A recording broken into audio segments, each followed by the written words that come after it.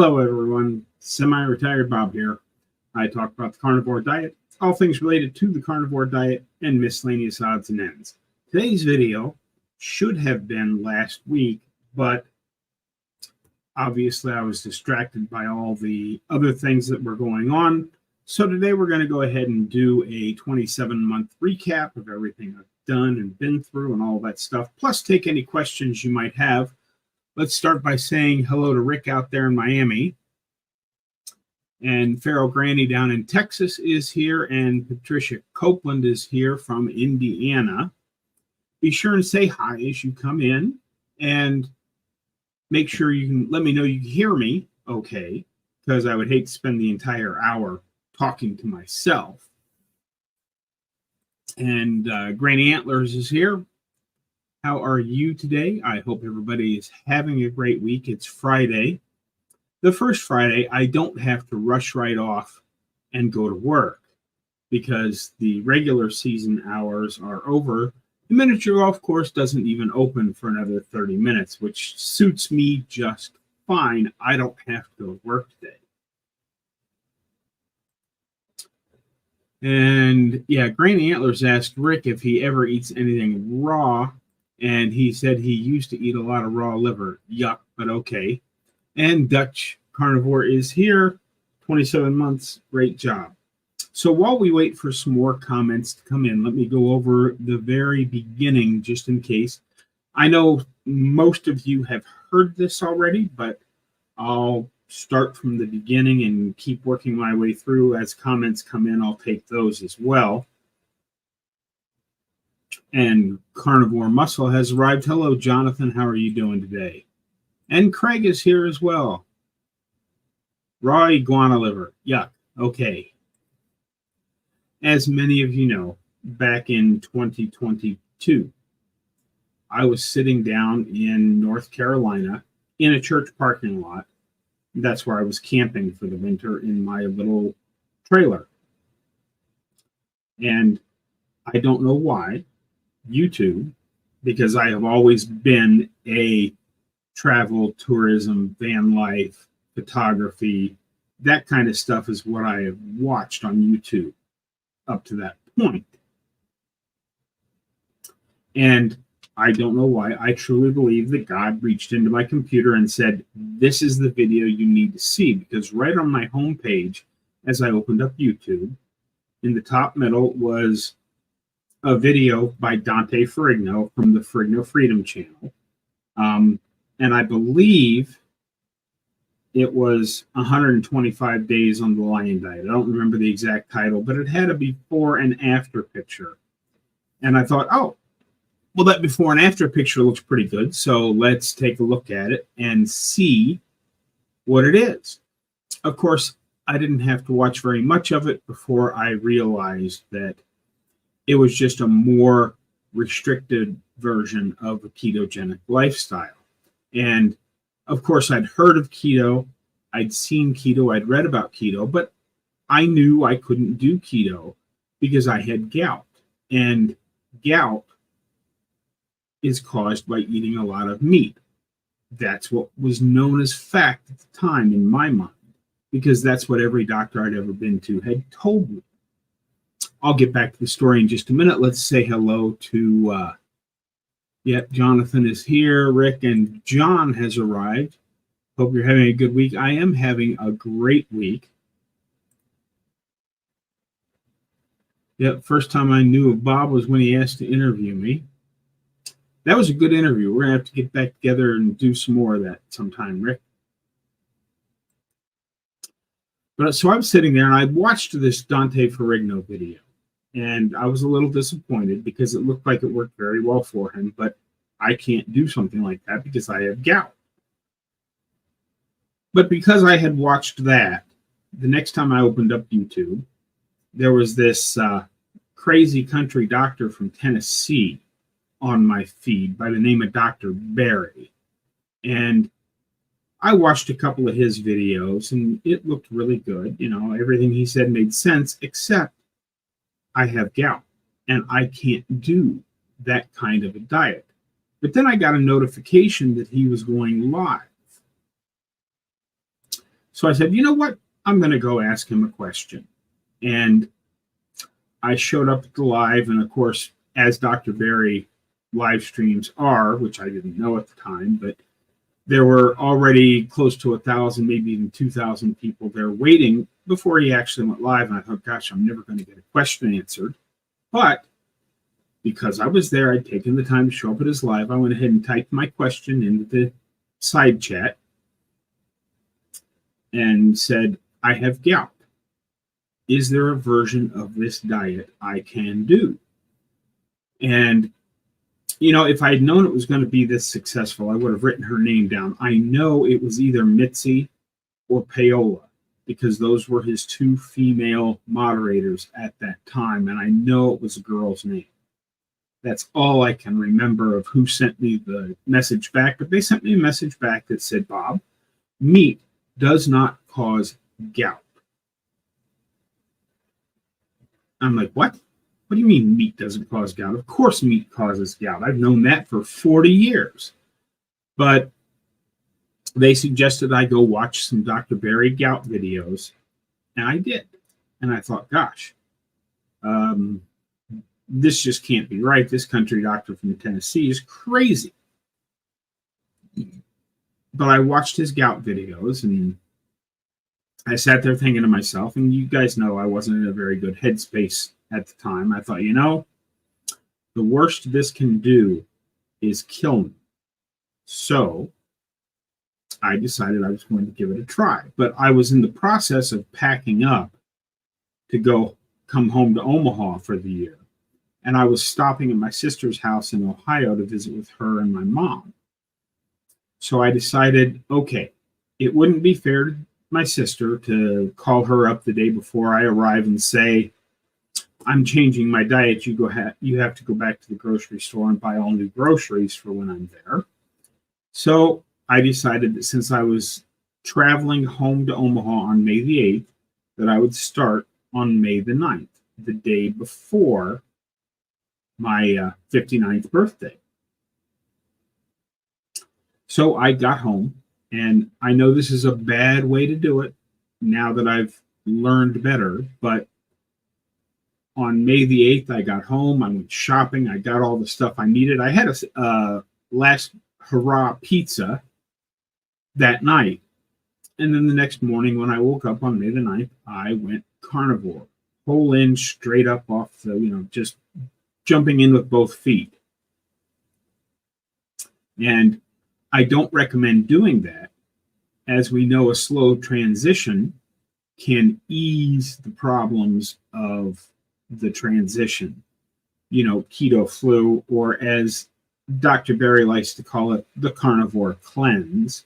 When you change your diet from one thing to another too rapidly, let's just say I had bathroom issues that were sudden and explosive. So that was a real problem for me, but I stuck with it.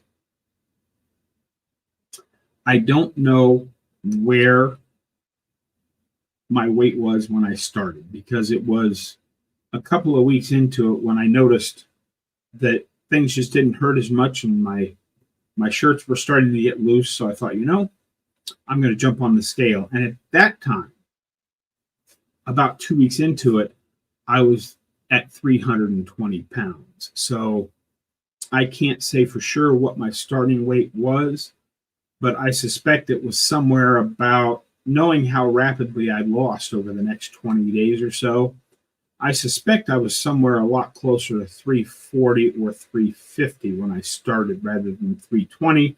But 320 is what I have based all of my videos on. Let's get back to the comments here, and then I'll get back to the story. Rick says, no raw iguana eating here. Let's see here. Craig's talking to Granny Antlers. I have no idea why I'm in duplicate. And yep, that's probably it. Too many sardines. And Jeff is here. Hello, Jeff. I'm glad you made it. Thanks for stopping by. And Rick's saying, if meat really caused gout, I would have been in real trouble. Yes, I know that now. And we'll get to all of that as we go. And Craig says, Queen of Antlers, you might be correct. How hot is it in Las Cruces? And what does Beefy Bob have to look forward to on his Texas journey? Yes, I've been watching the weather down there, and the temperatures in my section of the desert have been very similar to here in Omaha. And I can say that yesterday, at some point early morning to late afternoon, it was raining in my section of the desert. So the rainy season has arrived and temperatures have cooled back off a little bit down there. Not a lot, but a little. 100 degrees, but we don't have humidity. Still hot though. Yeah, and that was the thing I was looking at, Granny. It was hot here during the power outage.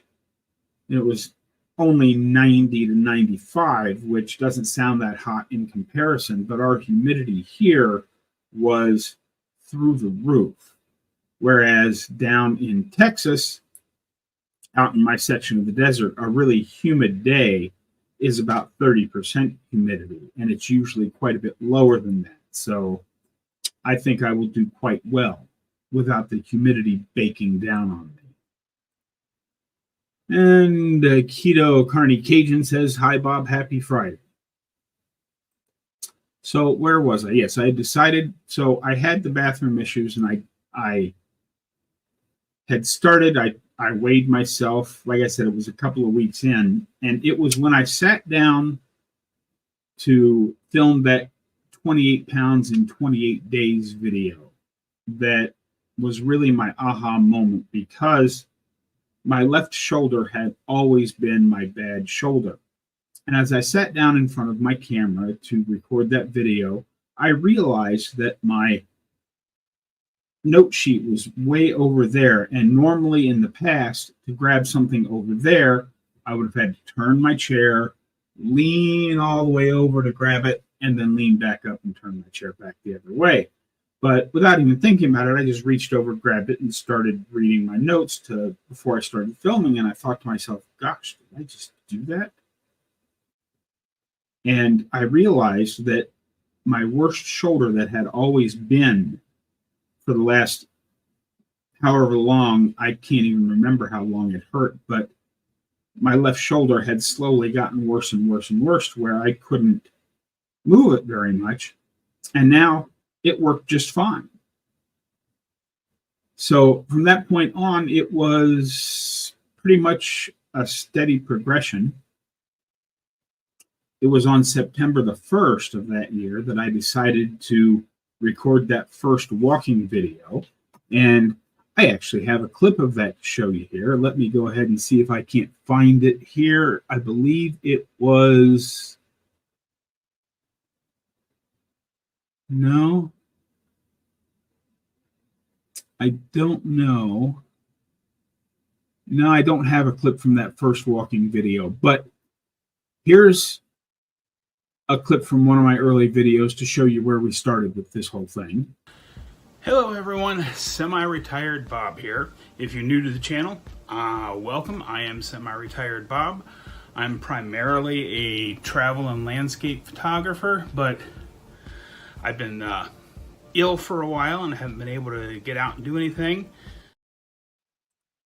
And I know Craig always gets excited when I show one of those clips, because you used to be able to see the Rush sign. It's still back there on my wall behind me, but I have a green screen behind me now, so you can't actually see that. But that's where I started. Let's see here. Craig is saying heat index in Oklahoma City is about 113, got 7 inches of rain in one day last week, made things a muggy mess. I understand it's actually been very wet here since the storm moved through. But I went out again a couple of times today already, and I am mostly done raking all the little twigs off of my front yard that you saw me working on in yesterday's video. That's been a long, slow process, but I keep pushing on to get it done. I'm at the point now where I have just the last little section between the trees and the sidewalk on that side, and then I have to do the other side on the other side of my truck. So hopefully I'll get that done this afternoon. and I'll be able to cut the grass tomorrow before I go to the miniature golf course to work. We'll see. All of this has been working towards getting the grass cut in the front yard so that my yard doesn't look like a mess anymore. The backyard is just going to have to stay a mess till the tree service can get to us, because there's some really big limbs down out there, and I can't get the mower through the backyard with all those limbs in the way. Let's see here. We get like 8 to 10 inches of rain a year, and it's usually within a short time during the monsoon season. Yes. According to all of the weather websites I've looked at, my section of desert in West Texas averages 12 inches of rain a year, which is not a lot, but it will be enough once I get everything built, which of course is going to take several years. Don't you miss Bob's green background? It only takes me a day or two max to clean up from a hurricane here. Yes. Well, Rick, you're in a lot better shape than I am in, and you've always done heavy work. I'm very grateful that I can get done what I can get done. And you're just in a different place because you've been carnivore for, now that it's in August, you're closing in on 41 years if you haven't already crossed that barrier. I've been carnivore for 27 months. And as I like to tell people, we have to have vitamin P. Patience. We did not get sick overnight. We will not heal overnight. And the fact that I can do any of it at all is a huge victory over where I was 27 months ago. Yes, and you have a Bobcat to help with that kind of stuff. You have power tools. Just got home, turned on Google TV. It put Bob live as the first video. How does Bob do that? It's not from eating sardines, that's for sure. Hope everyone is well. Welcome home, John. I hope you had a great day at work. I'm glad you're here. So now, where was I in the story of 27 months? Oh yeah, I just filmed. September the 1st, I went out for my first walking video. And you guys saw where I was at. You can go back and watch it. I've got a whole playlist starting there. That's the day I also started doing daily content. I haven't been as up on that for the last several weeks because of the storm and working 4 days a week over the summer and all of that. I've been a little lax, but I've been getting 5 videos out a week. And I hope to, starting this week, get back to daily videos. We'll see how it goes. I still have a lot of work to get done to get ready for Texas, and the storm has put me behind on that because I'm still working on cleanup from the storm. And it's not going to be done until the city comes through and picks all that crap up off the curb. So we'll see when that actually happens, because I don't feel like I can go to Texas until the city gets through here and picks up my pile of brush so I can finish cleaning up the front yard before I go. But we'll see how that all goes. For those that are just joining, I'm just recapping 27 months. So what all has changed for me since I started carnivore and then started walking every day? Well, as you all know, I had gout, the whole thing that started it all. And they will say that meat causes gout. I have since learned that it's an inflammation disorder, and there's all sorts of crazy information out there about what causes gout, what doesn't cause gout.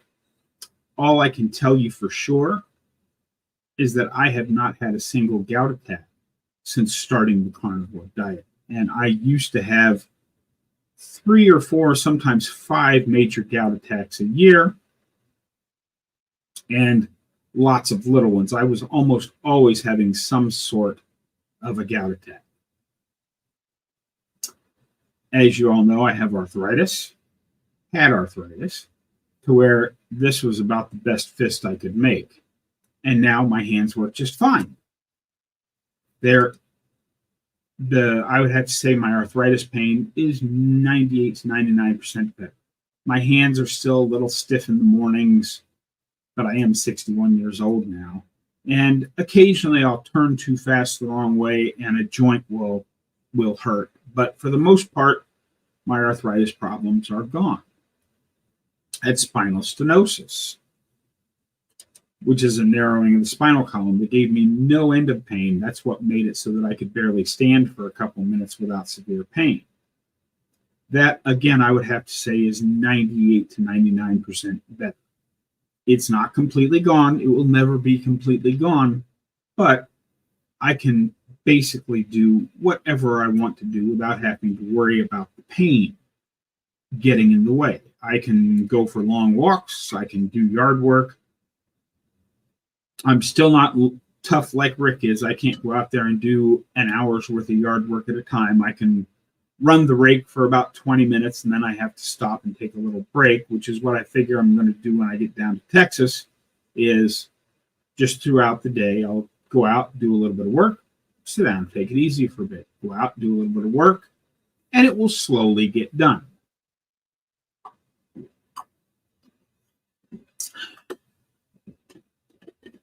Type 2 diabetes.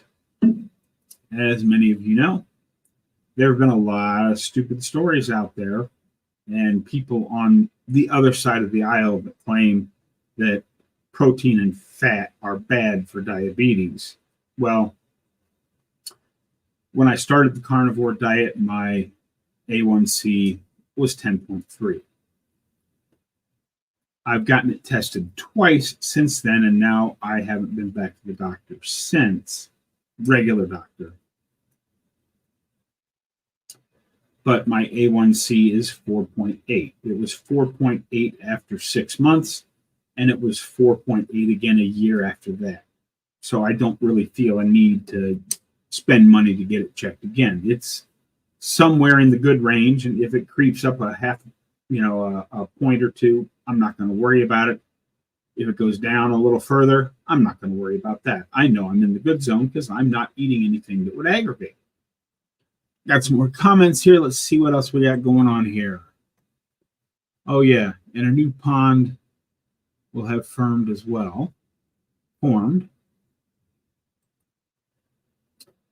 Says the first time I hear of gout was Boss Hog on the Dukes of Hazzard. I remember that show. That was a good one.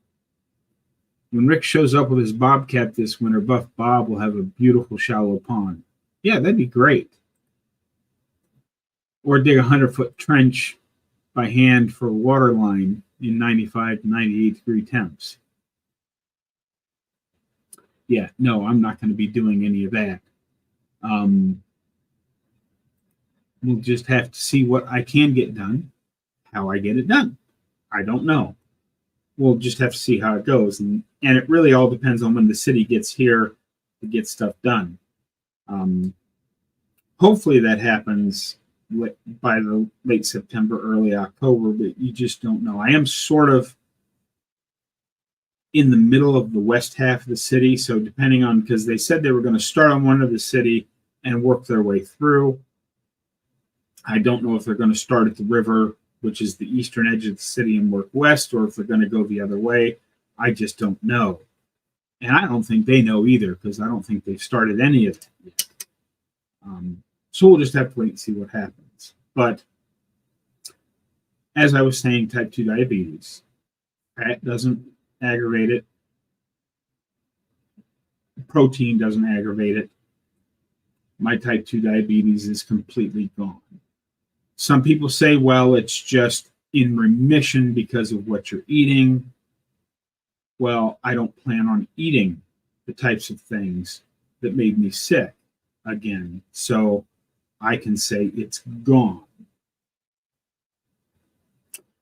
Let's see here. What else was there? I covered fatty liver disease. I had fatty liver. That's gone. I don't have fatty liver anymore. That's completely corrected itself. It's stage 1 chronic kidney disease. That is also completely gone. I have no problem. My kidney function numbers and my liver function numbers are both better than they have been in decades. The last time I got them checked, I do not feel the need to go get anything like that checked again because, well, we all know how I feel about modern medicine. It was modern medicine that got me into where I am now, where I was 27 months ago. I have no desire to go back to the doctor unless something is changing color or looks ready to fall off. And as a side effect, I've lost about 155 pounds total. It's been kind of stuck at 155 for about a year now, but I'm not worried about it. At some point, whatever my body's working on healing will get healed, and I assume that at some point I'll drop another 20 or 25 pounds, but we'll see what happens. If I never lose another pound, that's okay, because this isn't about weight loss or fat loss.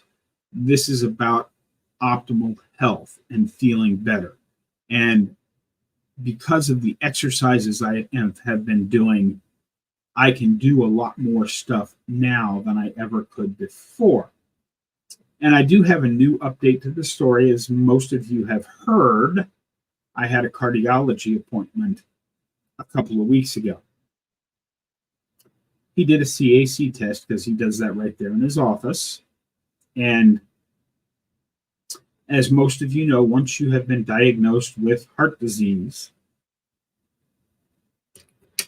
you have a CAC score, so there is plaque calcifications in your arteries. And obviously, I had a triple bypass surgery. It's not going to ever be zero. But normally, once you're diagnosed with heart disease, it gets about 10% worse each year. Mine did not only not get worse, it went down by like 8 or 9 points. I don't have the numbers in front of me. It wasn't a full 10 points, but it went down just a little bit.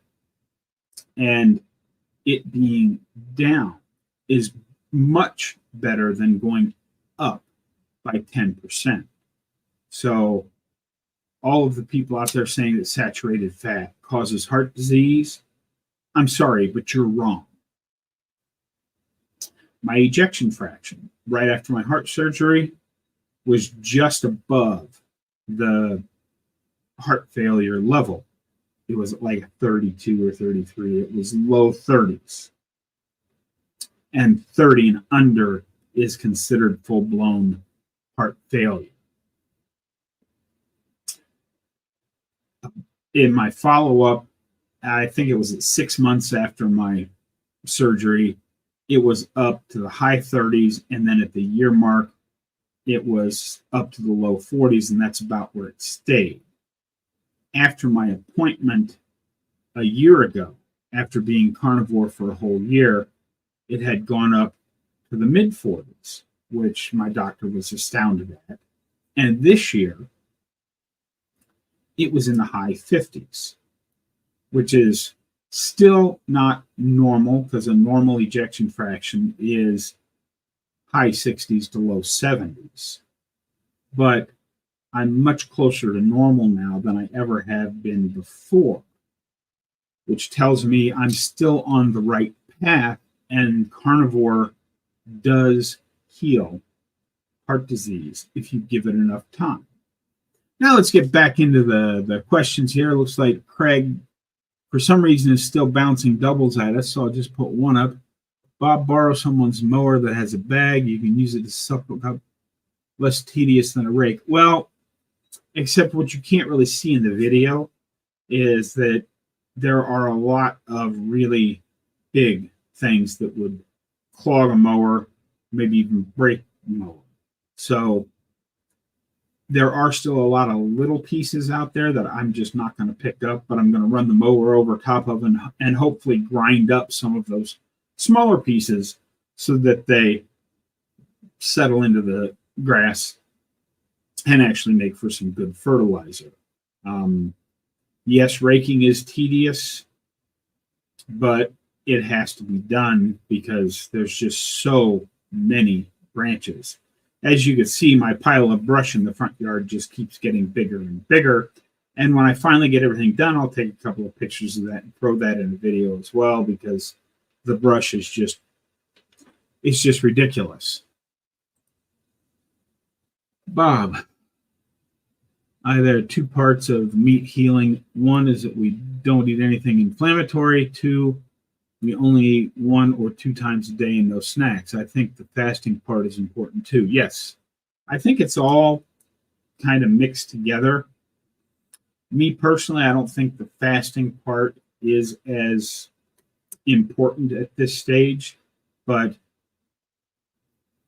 I see Larry from Carnivore Quest is trying to do a full 30-day fast. I don't know that I'm going to do anything that extreme, but I may throw another, 3 or 4, maybe even 5-day fast in here sometime down towards the end of this month in preparation for getting ready for Texas, just to see if I can't jumpstart past this plateau I've been stuck on for the last year. But again, I'm not really worried about it, because this is not about the fat loss. The fat loss is a big part of it, but it's more about optimal health, which is why I tell you that the scale is not your friend so much in my videos, because it really isn't. Because the body's, our weight, depending on how much water we drink, how much food we eat, how much we eliminate, all of those things can make you fluctuate quite a bit. And if you get up in the morning and step on the scale and you see that you're 5 pounds heavier than you were yesterday, what's the first thing that comes to your mind? Right. So if you want to jump on the scale because you're a numbers person, I completely understand that, but you have to understand that your weight will fluctuate a lot. Just keep track of, make yourself maybe a little graph so that you can see the continuous downward trend, even when you have those little spikes and bumps. Less Junk, More Health is here. Hello, young man. How are you today? I got lots of chicken breasts and chicken thighs on sale. I certainly feel better eating beef. Are many eating chicken or turkey? I do occasionally have chicken because it's a lot cheaper. I understand that. In this day and age, I think chicken is perfectly okay. Most of the chicken, you're probably going to have to, what I do is, rather than trying to coat it, I do coat it in butter before I bake it or do whatever I'm going to do to it. And of course, this is where Rick's going to chime in and say, just fry it up in a big pan of lard for his heart attack chicken. But one of the things that I will do when I have chicken is I'll put a stick of butter in a little microwave safe bowl and melt it down and use the butter as a dipping sauce on my chicken, just to add more fat to it, because chicken is very lean. Even if you're having thighs with the skin on, you're still going to end up a little bit light on the fat side. So I like to take and dip them in butter. And of course, now he says hello to everybody. John, I'm doing well. Thanks for asking. The heat is keeping me inside this afternoon, and that allows me to watch All Heavy. Bob, being 27 months in, what's the last health improvement positive side effects you got from carnivore? I think that question came in before I just did the update. The positive side effect is when I went to the cardiologist. And my CAC score went down and my ejection fraction went up. But the other thing is I've been doing all this work since the storm came through. If this had happened 2 years ago, even if this had happened last year, I wouldn't be nearly as far along as I am, because even last year, when I was in much better health, working 2 days at the miniature golf course was about all I could do, plus go out for walks every day. Now I'm still going out for walks every day, I had worked 4 days at the miniature golf course most weeks over the summer. And after the power outage, I have gotten all of this work done, and I managed to survive the power outage. I mean, I spent the whole first day moving solar panels around my yard, and then Dave wanted help up at the miniature golf course. So instead of moving solar panels around, I loaded up some of my power stations in a friend's car. He took me up to Putt Putt. We got them all plugged in, and I stayed up there working. Now, while they were charging, we got the work we wanted to get done at the miniature golf course. And Dave drove me back home, and we cut the tree off my truck so I could get the truck back out of the driveway so that I could go to work. And then we went back up to the miniature golf course and did more work. And then I came here and I cut some of the stuff up, got it to the curb. I got a break on doing that because my next door neighbor had a tree service that was in, not really doing a whole lot of stuff, but they were just picking up branches and moving them to the curb. And I paid to get the bulk of the big stuff that was in my yard that I was going to have to cut up, just picked up with a machine and set on the curb. So now I'm left with all the small stuff, which I've been working on for several days now. Franny says, I think Larry's trying to improve his tinnitus. He did say it was better. Yeah, and I believe if you have a very specific goal in mind, fasting for that long might help. I'm just not a big fan of forced fasting. You know, occasionally if you forget to eat one day because you weren't hungry, sometimes you'll forget to eat 2 days in a row. But after that, I start to get pretty hungry. So a 3 or a 4 day fast would be a real stretch for me, but we'll see what happens. And John says, the heat's gone down, been out walking more. Well, since you were indoors more with the heat, you have hundreds of cans of sardines to go through. 180 heavy is skinny today. I don't know what that means, but okay.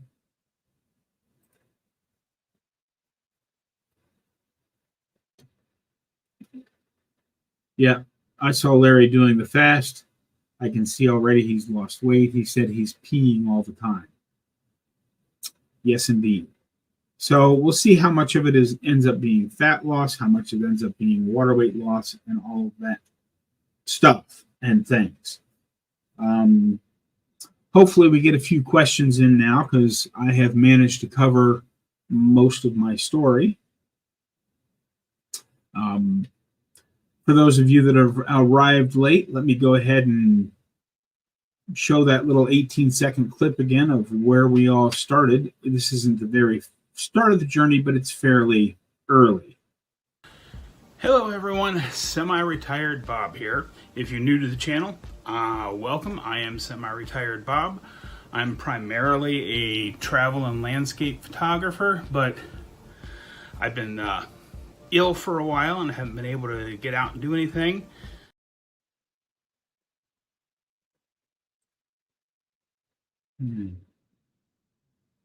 Yes. Okay, yeah. That's exactly right. I was about 180 in the Army, and my nickname was Heavy. I am less than that now by quite a bit, but people think I look too skinny.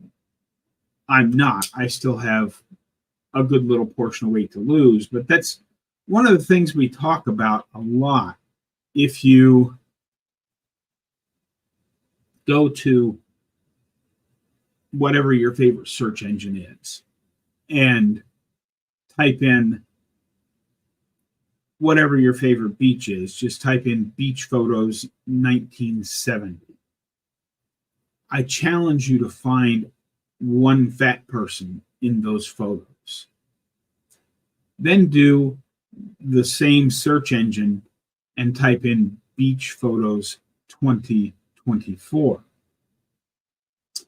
And I challenge you to find somebody that looks like they are normal weight. I challenge you to find somebody that looks like they belong in the 1970s picture, because we have normalized being overweight, so that now when somebody gets closer to normal weight, but like me, I'm still what I would consider heavy.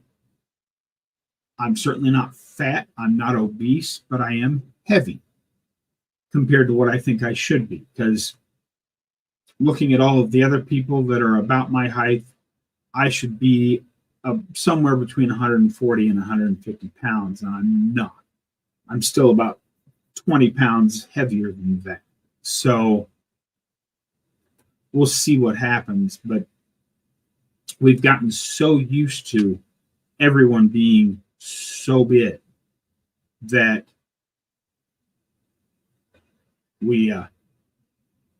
I just realized my thumb was hurting, and I looked down, and even though I had gloves on, I've got a little blister that has apparently popped on the inside of my thumb from raking so much over the last several days. So I may have to rethink what gloves I have.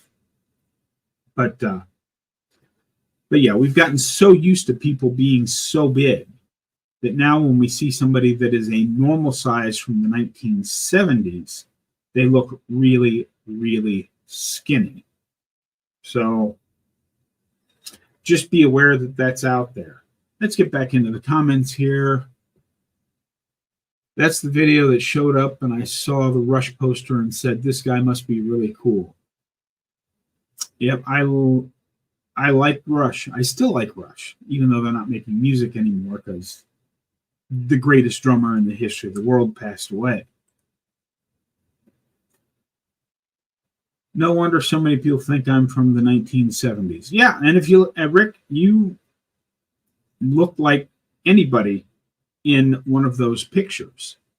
You're a fairly normal build from 1970, and you look, if you go out and, someone were to take random pictures of you shopping in the grocery store around everybody else that's there, I'm fairly sure 99% of everybody else in the grocery store is going to look fat compared to you. Revere Beach in Revere, Massachusetts, the oldest public beach in the U.S., 1937 pics. Of course, that link won't show up, but if anybody wants to copy that down and take a look at it, go right ahead. I'll leave it up there on the screen for just a little bit so you can get that down.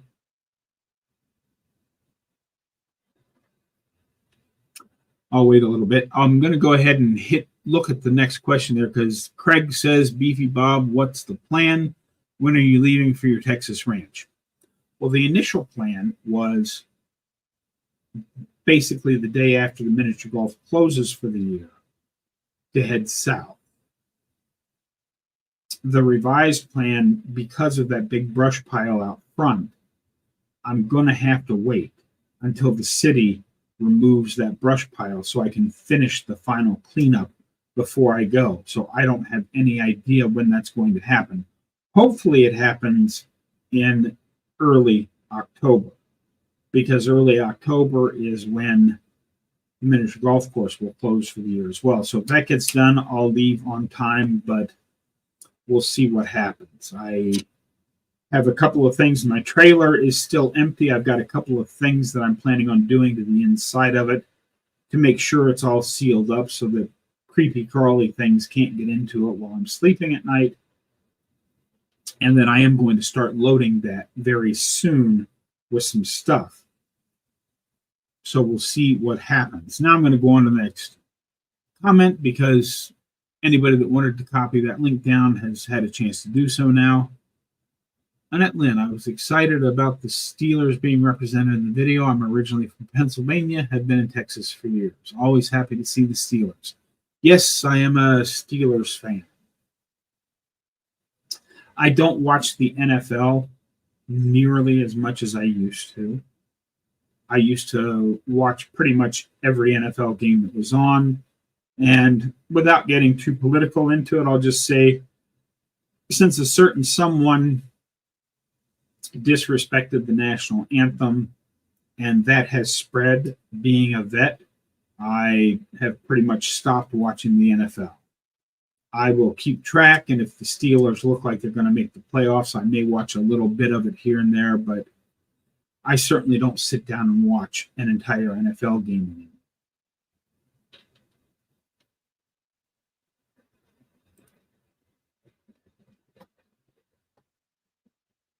Let's see here. When Bob moves to his Texas ranch, his video the video intro for the show Dallas. Oh, okay. I get what you're saying there. Let's see here. I bet there are a lot of bikinis in that 1937 picture. Probably not. Bikinis weren't really a thing back then, but we'll see. I'm going to look at that later. Went to my wellness visit a few days ago. I made them measure my BP like Dr. Barry said. It was 15 points lower than any previous difference. It made a huge difference. Yes. And, there are a lot of things that they do that don't really follow the same guidelines that they used to do. And a lot of those can affect your lab results and your blood pressure and all of that stuff. So make sure you're following Dr. Barry's advice when you go to the doctor. Let's see here. John has arrived. Hello, John. Glad you made it. Same here, Bob. Cannot watch the NFL now. I live in Massachusetts, and these woke tards need mental health. Yes, luckily, it hasn't infected the college game as much, and I'm still looking forward. College football starts 1 week from tomorrow. I'm really looking forward to it, which means Bob's getting ready to buy a TV streaming service. I'm still deciding between Hulu Live and YouTube TV. I'm leaning more towards Hulu Live TV because you get a few extras with that. It is like $4 or $5 more a month than YouTube TV, but I think the extras are worth it. Let's see here. Not many. They were conservative bathing suits then. Yes, as I expected. Hello, Katie. I'm glad you made it. And John says, I have a few Roland keyboards and was playing Chemistry from Rush Signals album. Excellent. I got a friend of mine that lives down in Florida who is a big keyboard player. He has all kinds of stuff. He's my age. We actually went to high school together. And he's one of these guys that has, 8 or 10 keyboards on racks in front of him, and he plays all of them. And he's actually really good, but that's neither here nor there. I'm glad you're enjoying playing some Rush on your keyboards. A couple of quick things I wanted to talk about before we end here, since we've got about 10 and a half, 11 minutes left, and we're up to 29 people. If you haven't hit the like button, be sure and hit that like button. But I had talked about, wait a minute, got another comment. Bob, Google TV gets you loads of live TV. Google has a new streamer coming out for $99. I can cancel my Haystack. News has local live. Yeah. The problem with all of the free streaming services out there and the Google new streaming for $99, the Hulu with live TV is about $78 a month, and the YouTube TV is about $72 a month by the time you pay the taxes and everything. The one thing you cannot get for free, which is why I only pay for TV during college football season, is you cannot get live sports, except for a very few things. Like, there's a Thursday night football game on Amazon Prime, and each of the streaming services have like one game a week. But I like to watch all of the college football. And because of being an Ohio State fan, I have to have a streaming service that offers the Big Ten Network, as well as Fox Sports 1 and Fox Sports 2. There's a very specific channel set that I need to be able to watch all of the Ohio State games. And really not that expensive when you stop and think about it. Back when I had DirecTV, I still had to pay per view 2 or 3 Ohio State games at off of the ESPN Plus app, I think it was. But I had to pay per view them at about $17 a game for 2 or 3 or sometimes 4 games a year. Since I kicked DirecTV out of the house and went to straight streaming, I have watched every single Ohio State game every year since then, included with the streaming service that I had. For many years, I did YouTube TV. It was just a couple of years ago I made the switch to Hulu TV, and the only reason I made that switch is because a couple of years ago, YouTube TV got into an argument with the ESPN family networks, and for a brief 1 or 2 weeks, YouTube TV did not offer any of the ESPN channels. And like me, thousands of their customers left and went to Hulu Live TV. And like me, many of them have never returned. So we'll see. That's what I've done. And I've looked at Sling TV, but they do not have the channels. Sling TV does have all the channels, but by the time I combine all of the packages to get what I need through Sling TV is more expensive than either Hulu Live or YouTube TV. It ends up being about $85 a month to get all of the combinations of things you need to buy from Sling to get all of the sports channels that I need.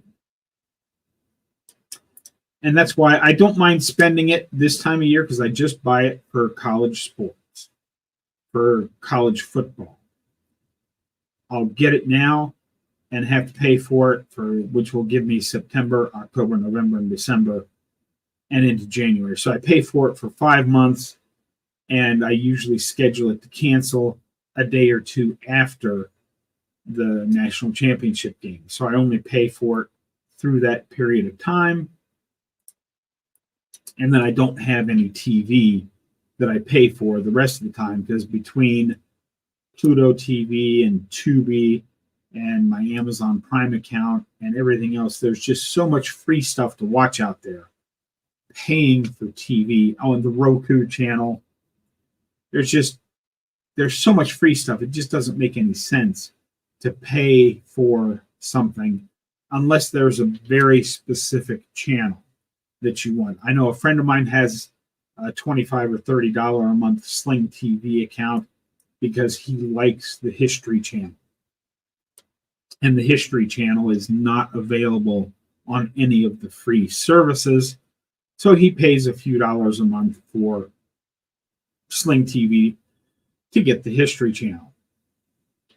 And that really is about all he watches on that. So I don't know if that's actually worth it or not. It's very hard to say. But hey, to each his own. You have to decide for yourself what you're worth it. But getting back to the one thing I was going to talk about the storm and how my off-grid stuff performed. The one thing I noticed, because I thought I was done buying power stations, because I feel like I have enough. But during the time in which I was running the power stations, the one thing I noticed is that my big one, the big OUPES, OUPES is the name of it, that one, when it got down to about 11%, it stopped working.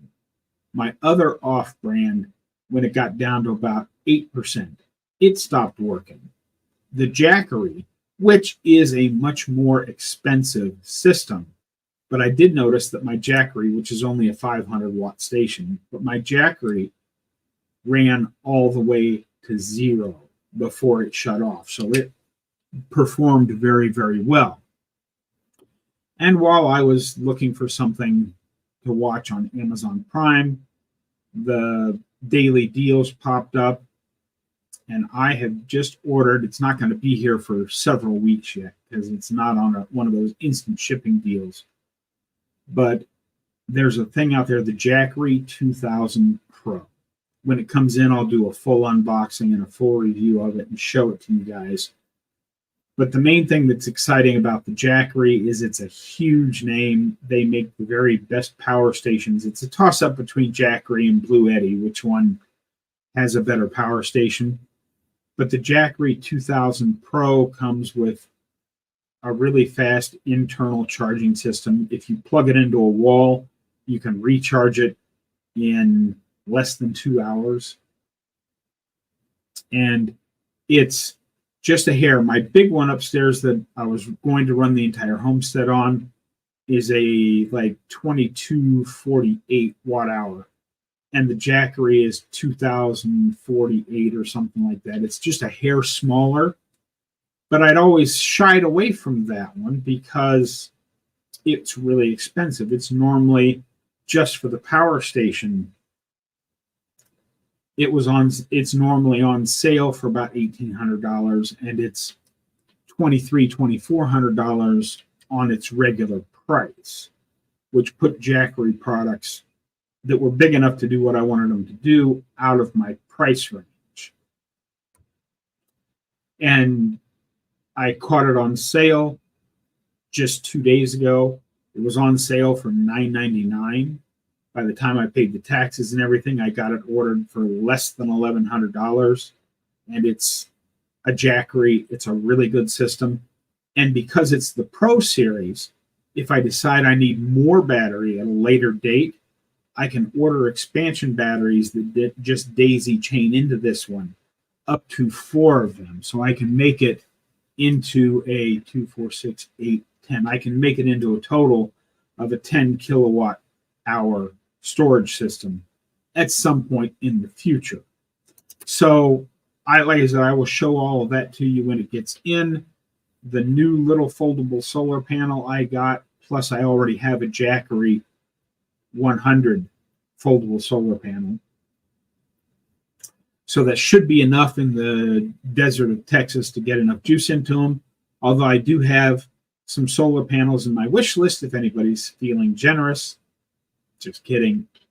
I mean, if you really want to, you can, but I'm not actually begging for free stuff. I think I'm okay with what I have. More is always better, but what I have should work out very well. So we'll see how that goes. Like I said, that's something to look forward to. That should be in sometime about September the 12th or so. And at that time, like I said, I'll do a full unboxing, show you the differences between the Jackery 2000 and my Oops one. So we'll see what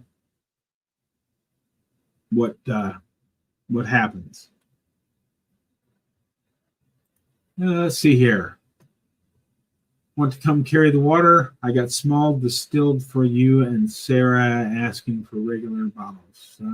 Okay. John, when I go to Sam's Club, I pick out the largest rotisserie chicken they have for $4.98. I get a lot of meals out of that, but I don't eat much chicken. Yeah, the rotisserie chickens that you find in grocery stores are actually pretty good. As long as, and Carnivore Keith is here. Hello, Keith. I'm glad you made it. Yeah, and the chickens, rotisserie chickens, just make sure how they're seasoning them. Most places, it's just a rotisserie chicken that they've maybe put a little salt or something else on, but if they're seasoning them up, you want to be careful of the seasonings. But yeah, rotisserie chickens are a really good way to go because, let's face it, food is getting more expensive every day. And even though, just like many of you, I feel best when I eat just beef, because of the prices, I do have to mix in a few pork roasts here and there and some chicken thighs, because the cheapest ground beef I get at Walmart in the 10-pound chub, when it's on sale, it's usually about $2.99 a pound. When it's not on sale, it's about $3.29, $3.39 a pound. I can get whole pork butt roasts for about $1.90 a pound. And you can usually get chicken thighs chicken legs and chicken breasts. You can get chicken parts with the bones still in for about 79 cents a pound. So mixing in some pork and some chicken makes for a really good economical way to eat meat.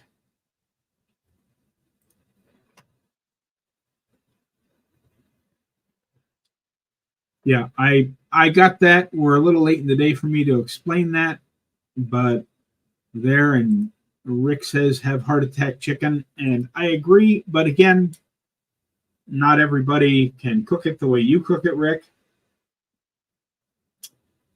And yes, heart attack chicken, where you just take, if you watch Rick's channel, you'll find that he just takes a big pot of boiling grease, whether it be lard or tallow, and he just gets the grease hot and then dumps the chicken in and lets it cook. That is a very excellent way to have it, and it adds more fat to the chicken. But for those of us who don't have the ability to do that, for whatever reason, like I said earlier, I do chicken. When I make chicken, I have a little glass bowl that I melt some butter in, and I use the melted butter as a dip for my bites of chicken, just to add more fat that way. But however you do it is, whatever works for you. As I've said many times, if you're doing something that's working for you, then by all means keep doing it. There's no reason to change. Hello, Sophie. Glad you made it right here at the end of the live stream. I don't see any more questions coming in. It is now past the hour. I want to thank everyone for being here with me today. I hope everyone has a fantastic weekend. And don't forget, get out there, be 1% better today, tomorrow, and every day. Have a great day, folks. I'll see you in the next